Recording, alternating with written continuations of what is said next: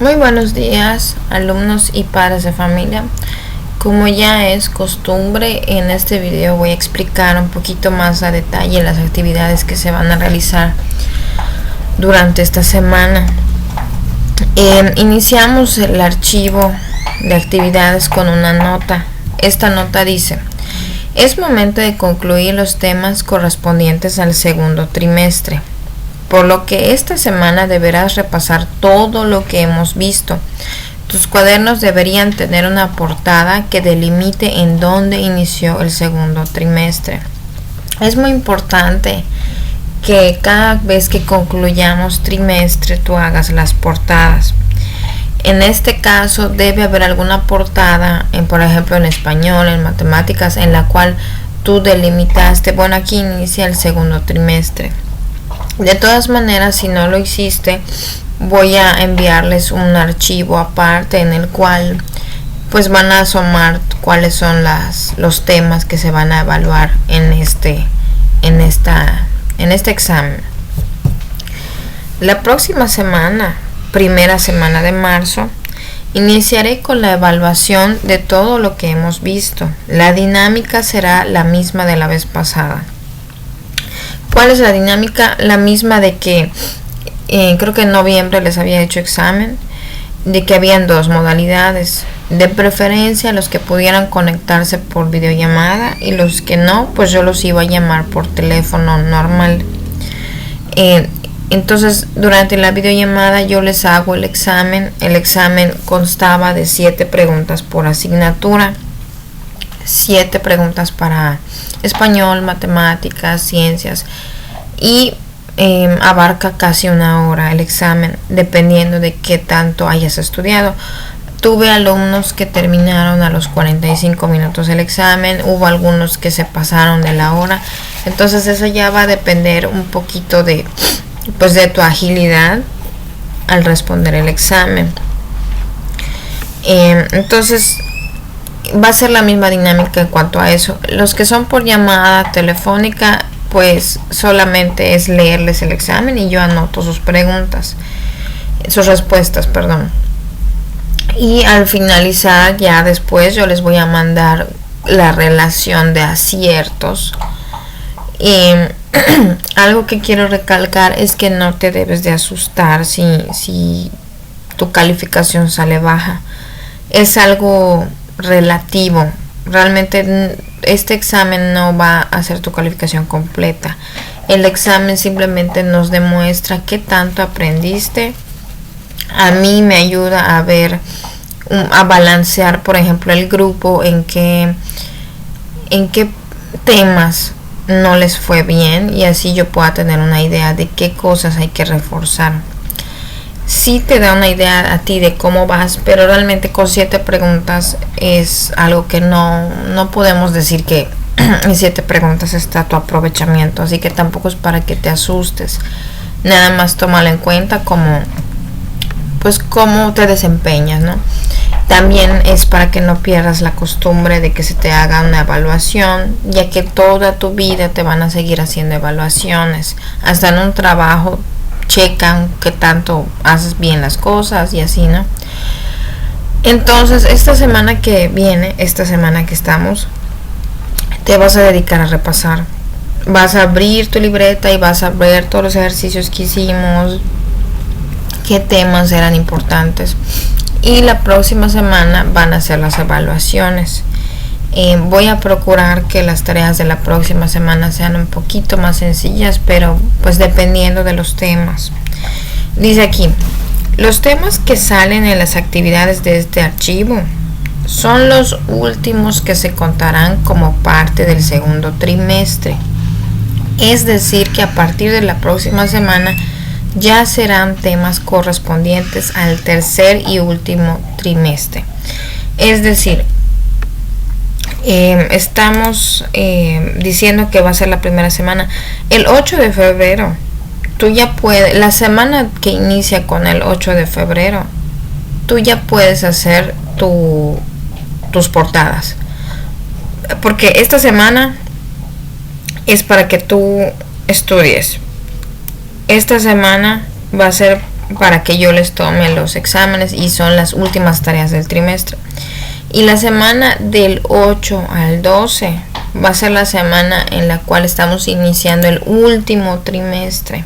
Así que si quieres salvar algo, una calificación, es la oportunidad. Entonces, esa semana te correspondería hacer portadas que delimiten que está iniciando un trimestre nuevo, y ahí tú te vas a guiar cuando vaya a hacer yo examen. Entonces, bueno, por lo pronto espero que quede un poquito claro lo que dejé aquí en la nota. Si no, pues más adelante tú me mandas mensaje. En español, el último tema que vamos a evaluar va a ser los juegos de patio. Realmente es un tema que considero sencillo, por eso no le vamos a dedicar mucho tiempo. Si te das cuenta, acá tengo un índice. Ya vimos cuentos de misterio. Terminamos cuentos de misterio cuando tú hiciste tu cuento de misterio. Ahorita vamos a trabajar manual de juegos de patio. Realmente lo que se está trabajando aquí es un instructivo, solamente que un instructivo, en vez de trabajar, no sé, armar algo, un objeto, vamos a trabajar un instructivo para cómo vamos a jugar un juego. Entonces dice aquí que primero que nada vas a leer estas definiciones. El infinitivo ya es un tiempo que ya te había yo explicado antes, desde el año pasado. Todos los verbos son acciones. Todas las acciones que tú realizas diariamente son verbos. Comer, escribir, dormir, despertar, pensar, cocinar, lavar, alimentar. Todos los verbos son acciones. Y los verbos se conjugan. Cuando nosotros hablamos todos los días, decimos las cosas en pasado, en presente o en futuro. Y hay un verbo y hay un tiempo más que se llama copretérito, que vimos incluso al inicio de este ciclo escolar. El infinitivo es una modalidad en el cual el verbo no está conjugado.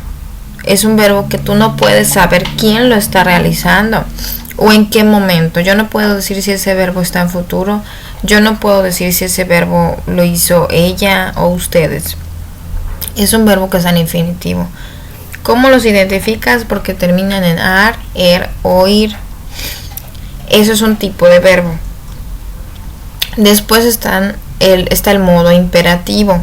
Ese te vas a estar muy familiarizado o familiarizada con él, porque son las órdenes o las peticiones. Por ejemplo, cuando tu mamá te dice lava tal cosa, cocina tu desayuno, haz esto, haz tu tarea. Todo lo que vienen siendo órdenes es modo imperativo. Entonces, vamos a trabajar con estos dos tiempos, estos dos modos, infinitivo e imperativo. Entonces, lo primero que vamos a hacer en esta actividad es reconocerlos. Dice, escribe sobre la línea si los siguientes verbos están en infinitivo o imperativo. Entonces tú lo vas a leer y te vas a poner a pensar, bueno, ¿está en infinitivo o imperativo? Y lo vas a escribir. Corte. ¿Termina en ar, er, oír? No. Es una orden. Corte el cartón, por ejemplo. Corte el papel. Peinar. Peinar sí termina en ar. Entonces es un verbo que está en infinitivo. Tener, lo mismo, termina en er, no tiene tiempo, es un verbo infinitivo. Pinta el dibujo. Este verbo, si te das cuenta, es una orden, es para que tú hagas algo, es una petición, entonces sí está en imperativo. Y así es este ejercicio.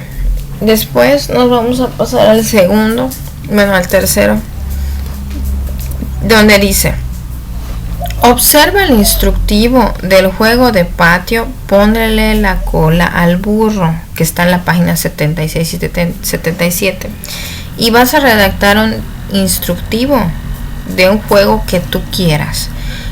Un juego que se pueda jugar en un patio o en una plaza cívica, de los juegos que ustedes jugaban en la escuela puede ser también. Entonces tú vas a pensar en un juego que hayas jugado o que te guste. Ya que hayas pensado en ese juego, pues vas a irte a tu libro. Vamos a buscar la página 76 y me están pidiendo que yo lo observe. Aquí hay un juego que es el de ponerle la cola al burro. Me están diciendo qué materiales necesito, cuáles son las instrucciones, y termina en la página 77 hasta acá. Entonces ya después me voy a ir a lo que son las instrucciones. Dice que vas a tomar en cuenta. Esto lo puedes hacer en una hoja blanca o lo puedes hacer en tu cuaderno, cualquiera de las dos está bien. Dice, toma en cuenta las partes que lo constituyen. Un instructivo tiene que tener título, materiales y procedimiento. ¿Qué verbos vas a utilizar? Si es el infinitivo o es el imperativo. Si te das cuenta, este instructivo está subrayado los verbos pegar, repartir, formar, caminar, poner. Acá más adelante, dejar, revisar, saber. Estos verbos están en tiempo infinitivo, pero también se pudo haber escrito en modo imperativo como una orden. Pega la ilustración del burro, reparte a cada jugador, forme una fila o forma una fila, camine, camina, pon. Aquí, deja, deje, revisa, revise. Cualquiera de esas dos son modo imperativo. Entonces, ¿cuál es la idea? De que si vas a iniciar utilizando un modo, con ese tienes que terminar. O sea, procurar no mezclarlos, pero bueno. Entonces, darme cuenta de que tiene partes, título, materiales, instrucciones. Darme cuenta de qué verbos voy a utilizar.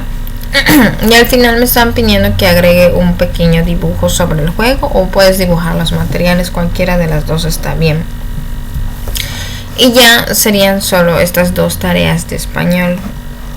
De aquí nos vamos a ir a matemáticas. Matemáticas está muy facilito esta semana, y de hecho solo estoy dejando una tarea. Nos vamos a ir a la página 62 del libro de matemáticas, que es esta. Esta actividad se trata de interpretar tablas.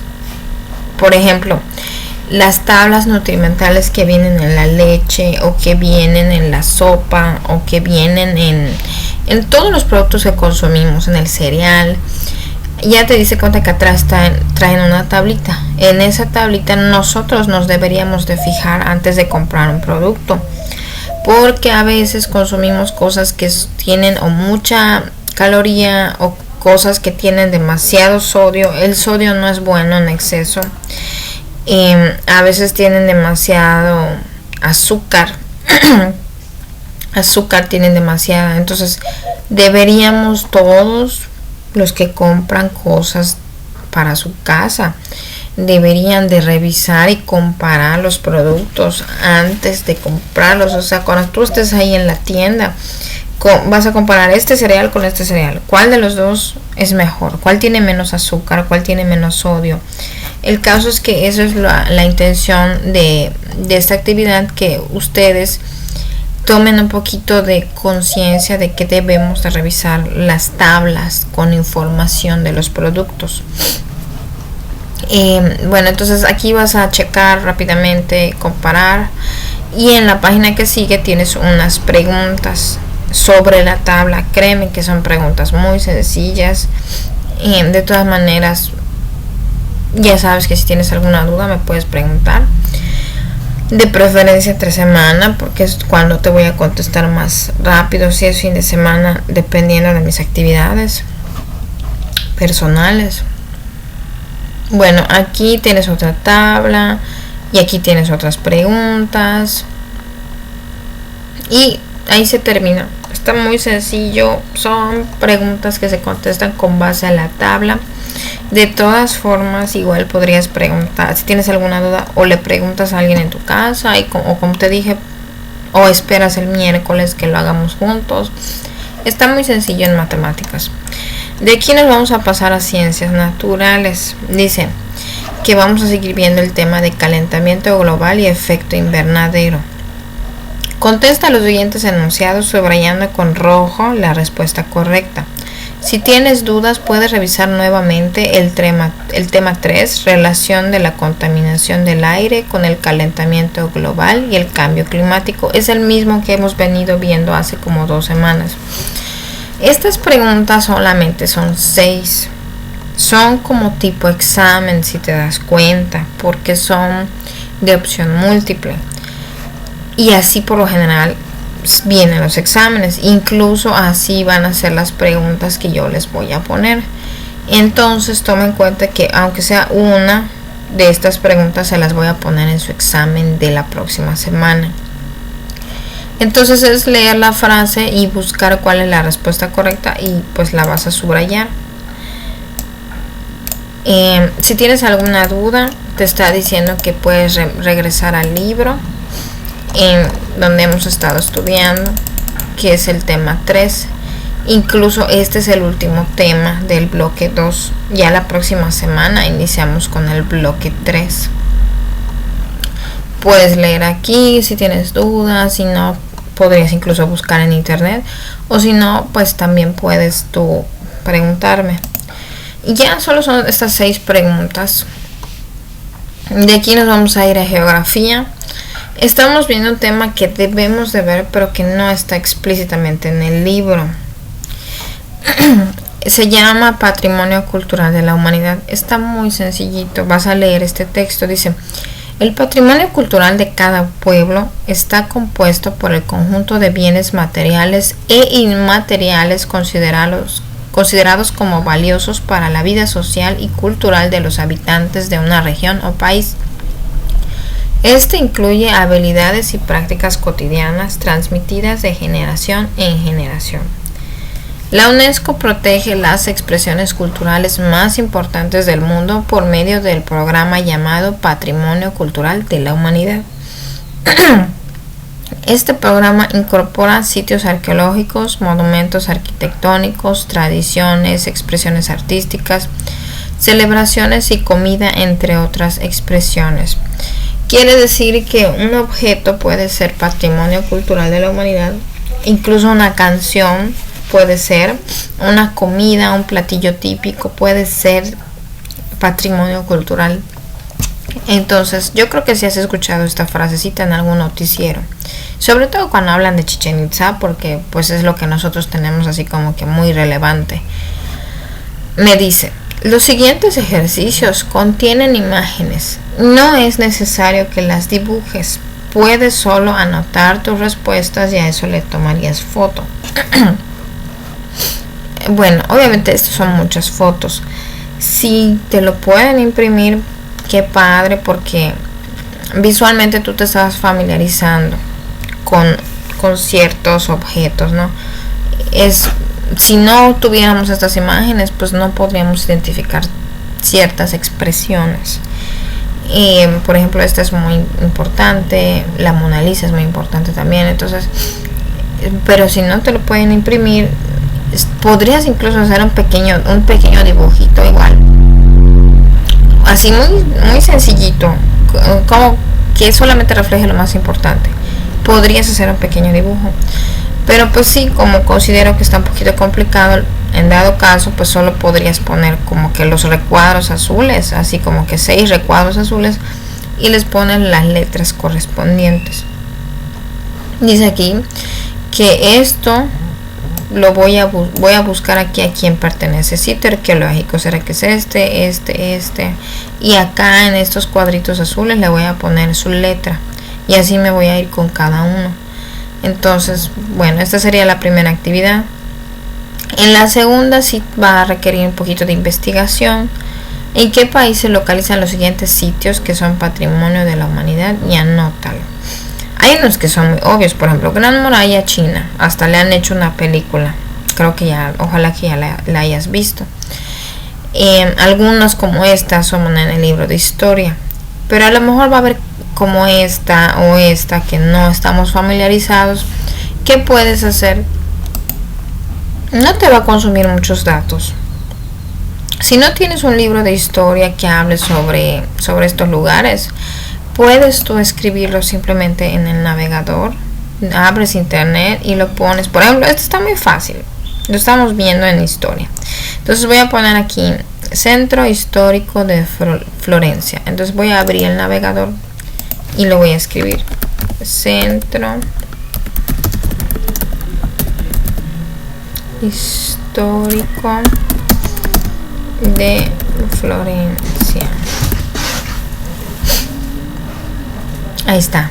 Lo voy a abrir y voy a leer en dónde está. De hecho, aquí fácilmente ya me lo dice que está en Italia.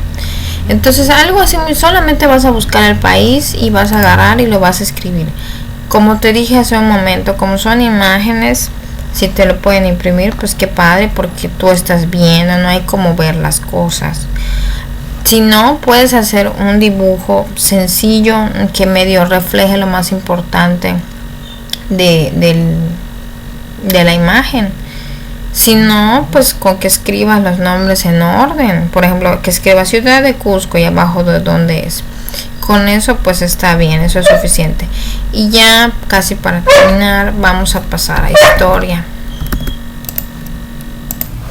Bueno, y como te decía, ya casi finalizamos, estamos en historia. Me gusta ponerte el mapa conceptual del principio, porque es muy importante en historia que tú te ubiques en el tiempo, que tú tengas una idea de qué fue primero y qué fue después.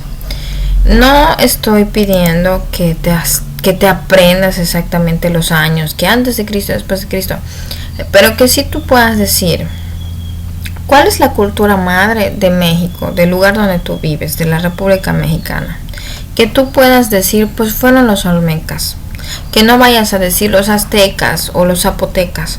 O sea, que tú tengas una idea de con quién se inicia esta parte de la historia. Quiénes le siguieron, que los mayos estuvieron como que más o menos a la mitad.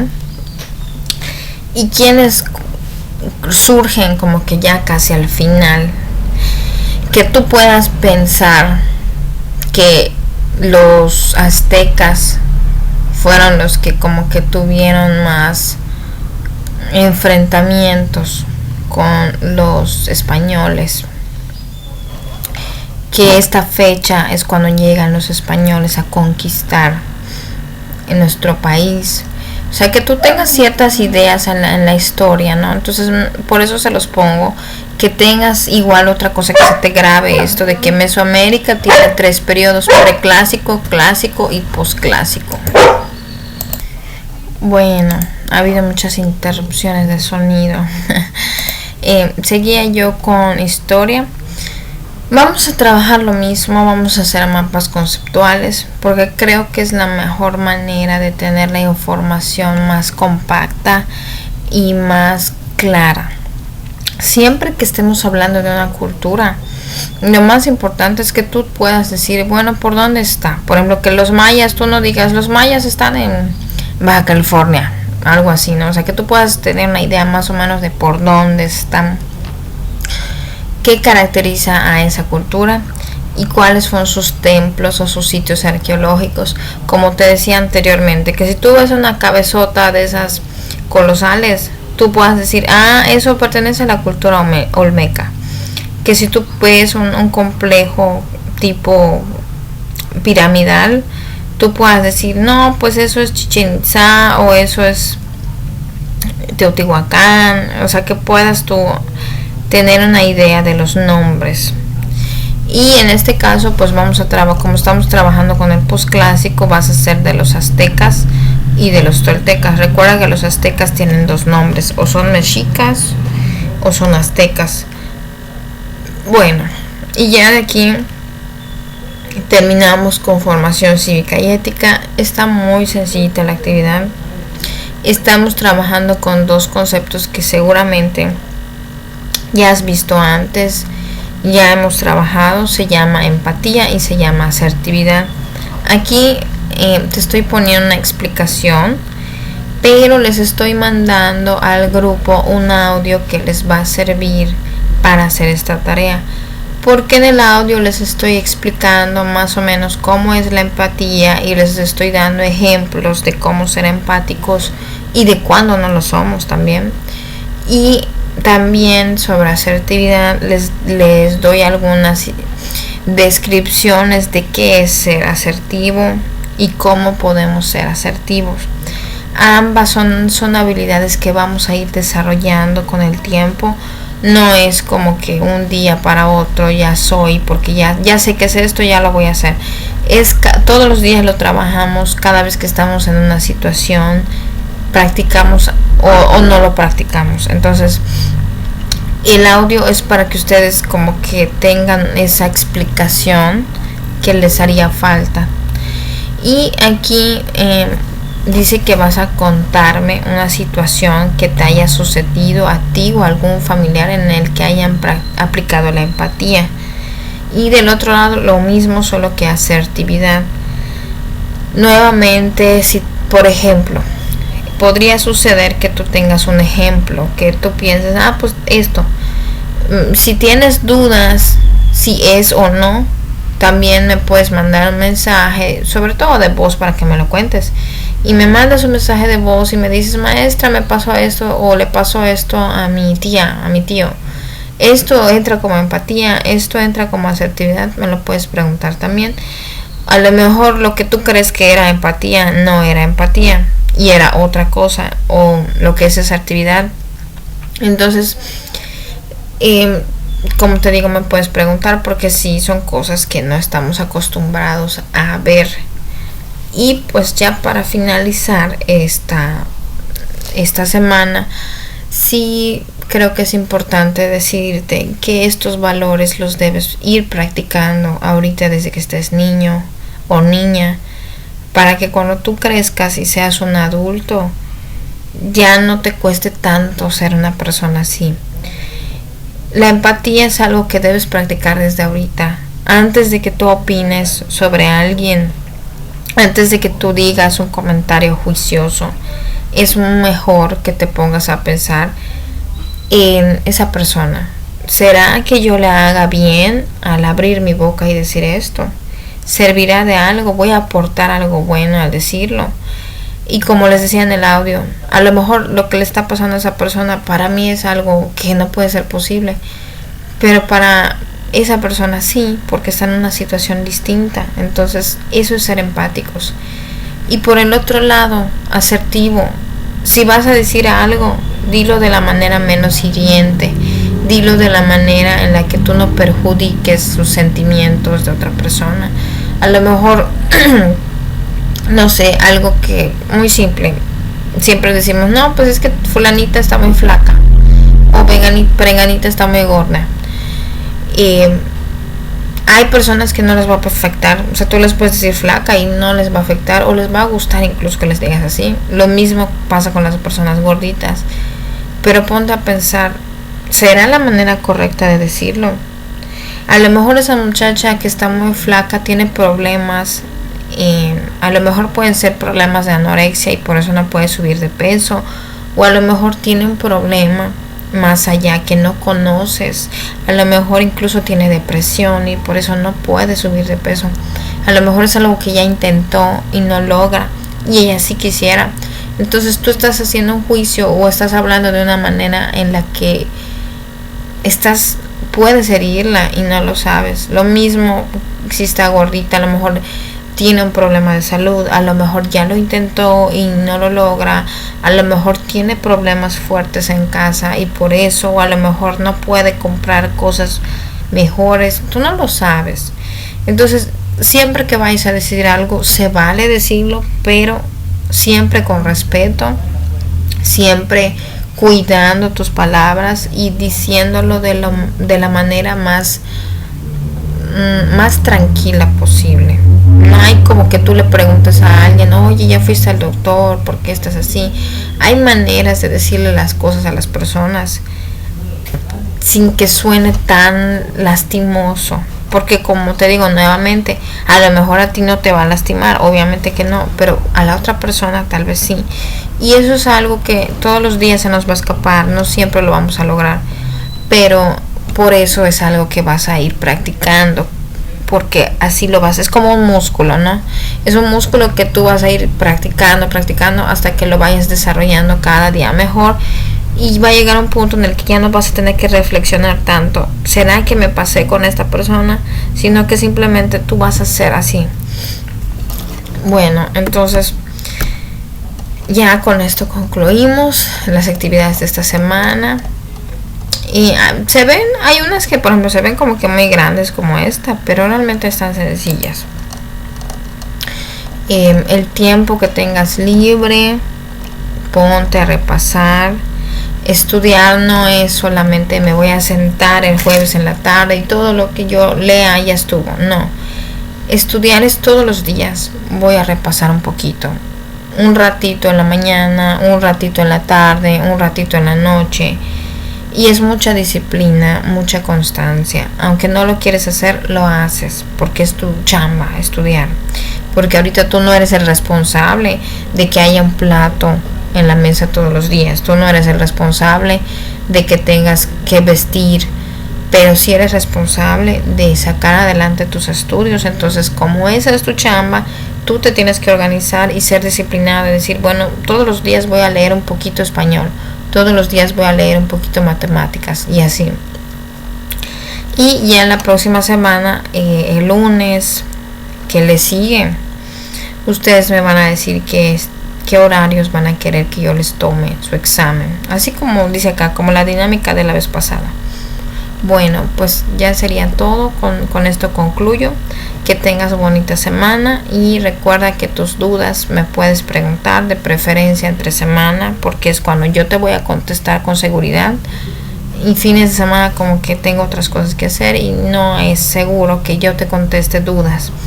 Entonces por eso se mandan las tareas desde el lunes, para que tengan tiempo de checarlas y de ver qué dudas tienen. Bueno, hasta aquí sería todo. Que tengas bonito día.